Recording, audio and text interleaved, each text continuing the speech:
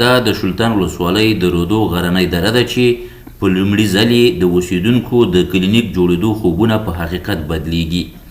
د اسلامي امارت ولایتي مسؤلین وایي د ولس ښېرازۍ ته ژمن دي او ستونزو هوارۍ ته به یې اوږه ورکوي. ولس نه هم دا غوښتنه ده چې دغه پروژې چې ترسره شي او سر ته ورسي بیا د هغې حفاظت په دې باندې لازم او فرض دی چې دی د هغې ساتنه وکړي او هغه ضایع نه شي.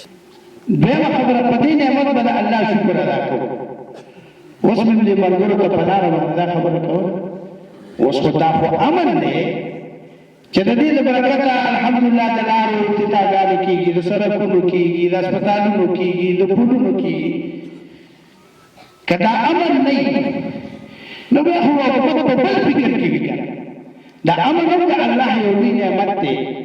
شلتن ولسوالي او د چوګان دره او د سونو دره دا داسې درې دي چې دې په لسګونو باندې په سوونو باندې غازیان هغه د دې نظام نه قربان شوي دي.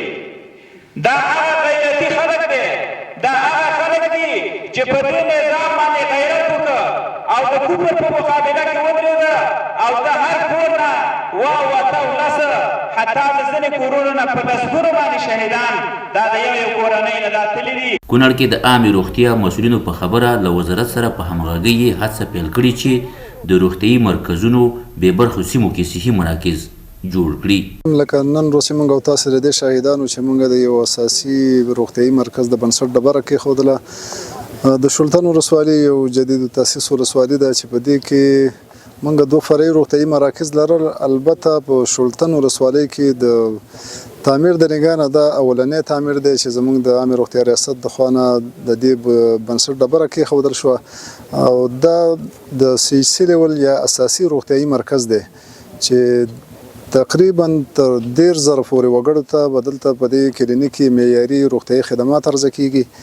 او د دې په څنګ کې په کونړ ولایت کې د ډېرو کلینیکونو ستونزې او مشکلات موجود وو چې په تیر 2 کاله کې موږ دغه ته تر خپل وس مطابق رسیدګي کړې ده چې په بعضې کې اساسي ترمیمات ترسره شوي دي او په بعضې ساحو کې موږ تاسو شاهدان یو چې د نوو تعمیرونو دپاره د هغې افتتاحیه مراسم ترسره شوي دي او نورو مرسومو ته ډاډ ورکوو انشاءالله چې موږ د صحت د برخې څومره ستونزې مشکلات دي هغې ته متوجه یو چې په آینده کې وکولی شو چې په خپل ولایت کې زموږ ټول روغتیايي مراکز چې دي د هر نګاه نه په معیار او سټنډرډ باندې برابر وي او ولسونو ته پکې د اصولو مطابق معیاري خدمات عرضه شي.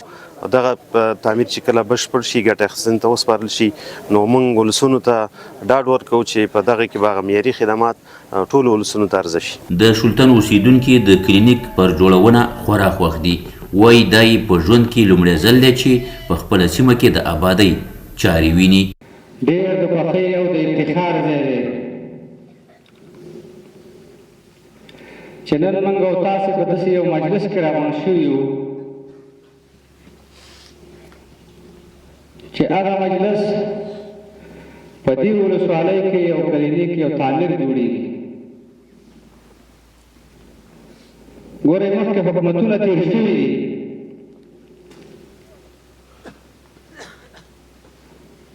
شل کاله 45 کاله تېر شو. په دې 45 کاله کې دغې ولسوالۍ ته یو حکومت هم داسې نظر نه دی کړی چې هغه یې راشي او دلته یو بنیادي یو اساسي کار دغه ولس ته وکړي. خو ګورئ اوس الحمدلله په دې باندې خوشحاله شو چې افغانستان اوس د افغانستان اصلي بچیانو ته سپارل شوی دی. په دې کلینیک باندې موږ ډېره شکریا د امارت ادا کوو، ډېره شکریا ادا کوو، ډېر په خوشحاله یو، ټول په خوشحاله یو. داسې په خوشحاله یو زموږ په دې ملک پوخ تعمیر نشته، اسکو په مکتب نشته دی، دغه د بل کلینیک نشته. د یادونې ده همدې ته ورته روغتون جوړولو چارې یوه اونۍ وړاندې د ماڼوګي ولسوالۍ په لیچلام سیمه کې پیل شوې وې.